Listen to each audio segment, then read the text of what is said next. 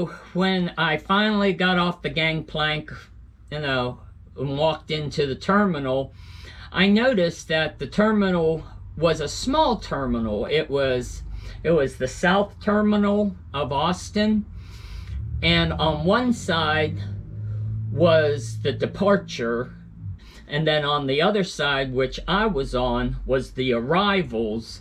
And as soon as you walked through the sliding double doors, there was baggage claim right there, with a couple tables and a couple vending machines.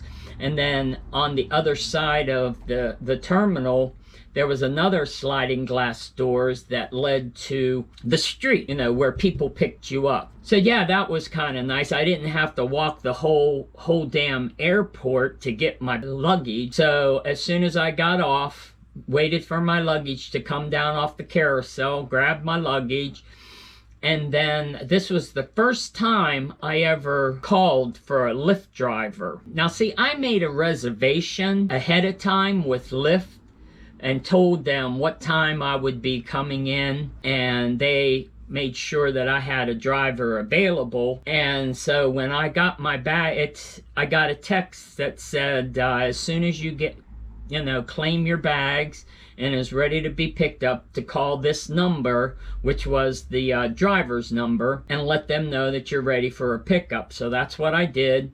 And the driver was there, and he must have been in the area, because he arrived in 10 minutes. Now what they do is they give you the make and the color of the car, and then they also give you the name of the driver and the license plate. So, I just looked at all the cars that were parked out front, and I can't remember what my description was, but I went up to the car that looked like the description, checked out the license plate, and that's who it was. So he popped his back trunk, but he didn't get out of the car to help me. So I was like, okay, well, so, I opened his trunk, struggled, put my bag in there, and then shut it down so he knew that I closed it, made sure he heard that I closed it, and then I got into the back seat. We pulled into the hotel that I was staying at, and he pulled up to the front door, which was nice of him. Now this time he did get out of his car when I got out of the car, and he did sort of help me get the bag out of the car. And the way Lyft works is, okay, you give them your credit card number, and they have that on file, and then all you have to do is tell them where you're going, and they send a driver out to you, and the trip is automatically billed to your credit card, so you don't have to deal with paying them cash or anything, unless you want to tip them. But sometimes these drivers had these plastic barriers around them because of Corona. Giving them a hand-given tip was kind of hard, but you could tip them through the app after your drive. Now, I had a reservation again also at the hotel, so they knew I was coming. I got there about, I'd say a little after 6 o'clock, paid for the room, because the way it was set up, I had a reservation, but I didn't pay for the room until I showed up. Now, of course, they had my credit card on file, so if I didn't show up, I would still be charged for the room. So as soon as I checked in, they charged the room to my credit card that I had on file. They gave me 2 of these magnetic key cards, told me that my room was in 423. So I went to the elevator, went up to 423. Now, the one interesting thing about this hotel was that it had one side of the hotel was an enclosed building with 2 security doors on each side.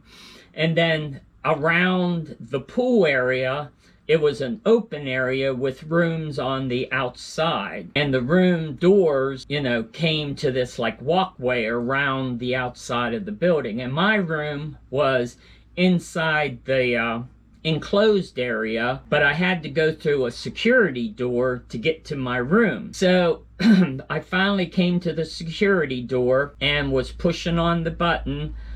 Door wasn't opening. Kept on pushing. Nothing happened. Wiggled the door nothing was happening. And then I saw a sign that said, these doors will automatically lock after a certain time. To access entry by guests, use your key card to open the door. So I went, okay. So I took my key card and swiped it, and the security door opened. So then I found my room, did the same thing, did the key card to unlock my room, and I went into my room. The room was kind of small. I mean, I showed you in my last videos that, you know, sort of what the room looked like. And then I decided to, later on in the evening, I realized I was getting a little hungry. So I decided, well, I'll call for room service. And then I realized they didn't have room service. They really didn't even have a kitchen. So I got on my apps and looked around to see what was in the area close. And I found Stubbs Barbecue, and it was just right down the road from my hotel. Now there was also this sub place that I wanted to go to, but then I decided on Stubbs because somebody told me if you're ever in Texas, you gotta try Texas barbecue. So that's what I did. I called for an Uber, I called for a Lyft. I used Lyft because Lyft and Uber in Texas are basically the same drivers, except Uber charges you more than Lyft does. They're the same drivers, they work for both companies, which I found out from my drivers because I asked him, I said, what's the difference between Uber and Lyft? And he goes, really nothing except the price, because I work for both. He goes, I pick up for Uber and I pick up for Lyft. The only difference is 50 to 75 cents more, sometimes up to $1 more than Lyft. So of course I used Lyft. I mean, I wanted to make this trip cheap as I could, so it wouldn't be such a strain on my pocketbook, to prove that you don't have to spend a lot of money to go on a trip. And when you call for a Lyft, you got to put in where you want to go. So I put in Stubbs Barbecue. They picked me up and they took me to Stubbs Barbecue, dropped me off, and it was a nice little bar. It was mostly like a bar, tables around to eat on. The hostess came up and I said, do you have a table for one? And she goes, oh, not at this time, but you can sit at the bar if you want. And I said, can I order food at the bar? And she goes, oh yeah, sure. And I said, okay, I'll sit at the bar. So I went up to the bar and ordered me I asked for whatever they had on tap, which was light. And I think it was like a light lager or something like that. But it was pretty good. I said, yeah, okay, I'll try that. I drink mostly light beer, like Bud Light, cause I can drink more beer and not get so filled up. And I don't know, maybe that's the old me talking.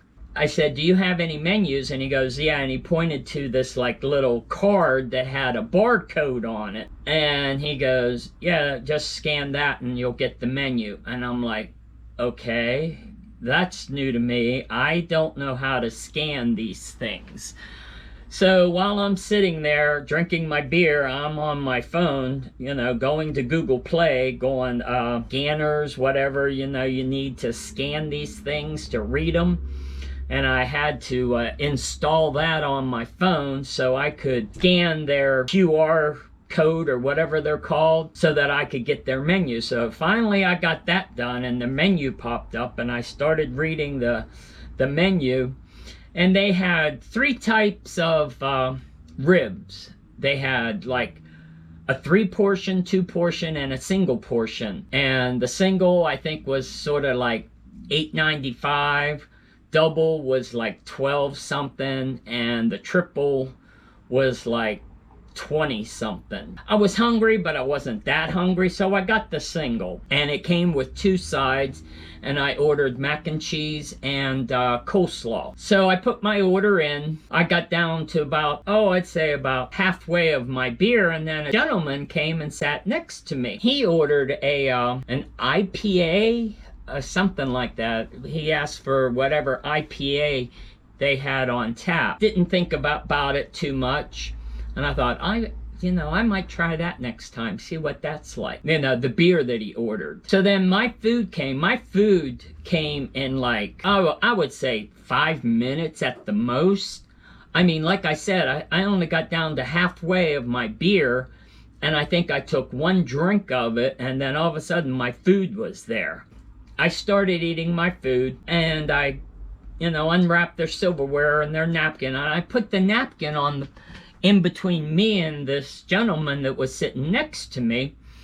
I set my napkin there, and with me being left-handed, I usually set it on my left-hand side. But for some reason, I set it on my right-hand side. Then when I was eating and I wanted to use my napkin, I looked on my left-hand side and there was no napkin, but there was one on my right-hand side.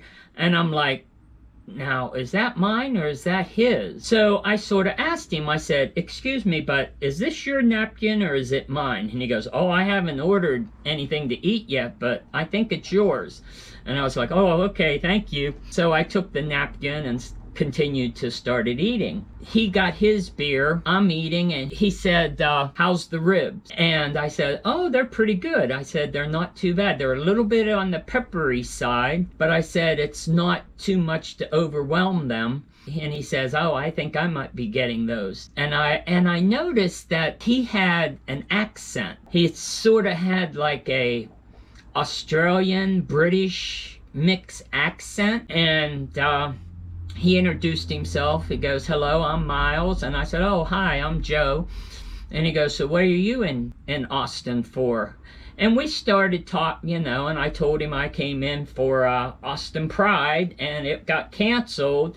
And he said, oh, I'm so sorry to hear that. And I asked him, well, what are you in here for? And he said, oh, I own a company in, well, no. First I said, I noticed you have an accent. I said, where are you from? And he goes, guess.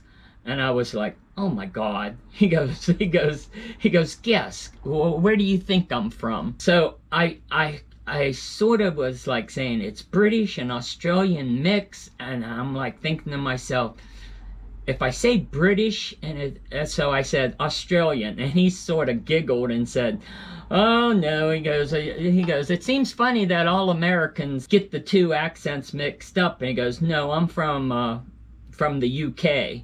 And I said, oh, I'm sorry about that. And he goes, oh, don't worry about it. He goes, people get the accent mixed up all the time. Then he introduced himself. I introduced myself. We told each other why we were there. And I finished eating my food. Miles was waiting for a table out on the patio. And the waitress came up, or the hostess or whoever came up and said, excuse me, sir, but your table's ready on the patio if you'd like to follow me. And he goes, oh, thank you very much. And then he looked at me and he goes, would you like to join me? I've got a table out on the patio. And I said, yeah, that'll be nice. So I picked up my beer and I followed him out to the patio, and we sat at his table at the patio. And then I realized that I didn't have my GoPro with me. And I went, oh, excuse me, for 1 minute. And I went back to the bar, and there it was, sitting on the bar next to these two guys, which were kind of cute looking. I'm pretty sure, you know, my GoPro was sitting there on the bar, and I grabbed it, and the guy looked at me and he goes, oh, I was hoping that you would come back for that. And I think I made a joke and said, thank you for being so trusting, trustworthy. And he goes, oh, no problem. And so then I went back to the patio to Miles. We started talking about, everything, talking about his business. I told him I, built computers and that kind of stuff. And he said, oh, that's the kind of work I kind of do. I'm going to leave you his YouTube channel down in the description where you can check out his company. But anyway, yeah, we started talking about, LGBTQ concerns around the world. And, I told him how it is here in the States, and he told me how it was there in Britain, the UK. And then his girlfriend called, because I guess while we were talking, he forgot to call her in the UK and, say goodnight to her or anything. And he goes, oh, his phone rings, and he looks at it and goes, oh, it's my girlfriend, hold on for a second. And he answers it, and he said that, oh yes, I met this nice gentleman at Stubbs here, and I'm talking with Joe right now. And I sort of said hi, so she could hear that, he was talking to somebody. I asked him for his business card when he told me that he ran a business, and he goes, oh, I don't believe in business cards. And he goes, that's so old school. And I was like, well, yeah, I'm old school. And he goes, basically what I do is just trade email addresses. So I gave him my email address, and he sent me an email. Hi, this is Miles. And I got his email. When his food came, I was almost done with my beer, and I was going to order me one. And he goes, oh, would you like another beer? And I said, sure, thank you. I mean, he was a very nice gentleman. I mean, very nice person. I got to admit, I really enjoyed meeting Miles. And it was like, when I got off the plane, I got the news that, Pride was canceled. And I was sort of down about that. I was kind of down and disappointed. And when I went to Stubbs and I met Miles, it sort of gave, I thought, well, this is really nice. I went out to eat dinner by myself, and I ended up making a new friend, having a very enjoyable night, even though, Pride was going to be canceled. So yeah, I really enjoyed meeting Miles, and so he bought me another beer. Oh, here's where the story gets interesting. He bought me another beer, he got his food, he ate his food, and we, kept on talking to one another. And then he finished up his meal, and we were finishing the evening up, and he asked the server to get our check. He would like his check now, and that I had a check at the bar for him to get that check for me too. So the server said, okay, I'll be right back. The server came back with our checks, and he put my check in front of me and Miles' check in front of him. And I happened to see Miles' check, and his check said $12. I looked at my check, and it said $8. And then I looked at Miles, kind of confused, like going like, and he goes, I wouldn't complain if I was you. And I was like, well, I wasn't really going to complain, but I said, I'm definitely going to leave him a good tip. So we made a joke about our bills. So when I went and paid it, I paid it with my credit card, and they give you a slip that you have to sign, and I added on like $10 for a tip. And so we went out in front of Stubbs while I was waiting for my ride, and that's when Miles goes, do you mind if I take a selfie of us? And I said, oh no, I really like it. And I asked him to take a selfie of us for me too. Asked him if he would send it to me, and then I thought, Joe, you have a phone right there in your hand, take your own selfie. So I never took a selfie before, so I tried to figure out how to hold the camera and push the button at the same time to take a selfie of us, which was kind of awkward because I didn't know what the hell I was doing. And Miles found it kind of amusing. Oh, and then he told me about this, where he was staying, and that there was this big gay pool party at his hotel. And I was thinking to myself, oh, that would be nice. But I was so tired by this time with the flight and everything. I was just like, well, I think I might take a rain check on that. So we said our goodbyes, and that was it for the day one. Yeah, I thought it was really, really interesting and nice that my first day in Austin, Texas, I met this very nice gentleman from the UK. Feel like we had a lot in common, and I really liked his company. Oh, and then I remember asking him, while we were sitting at the bar after we introduced ourselves, I said, what made you say hi to me? And he goes, well, basically it was you that started the conversation. And I said, what do you mean? He goes, well, you asked me if this was my napkin or not. And I was like, well, yeah, I guess I did, didn't I? And he goes, yeah, you opened the conversation up. And that was sort of my clumsy way of saying hi. just like by saying, is this your napkin or is it mine? So anyway, I'll leave you at that for day one.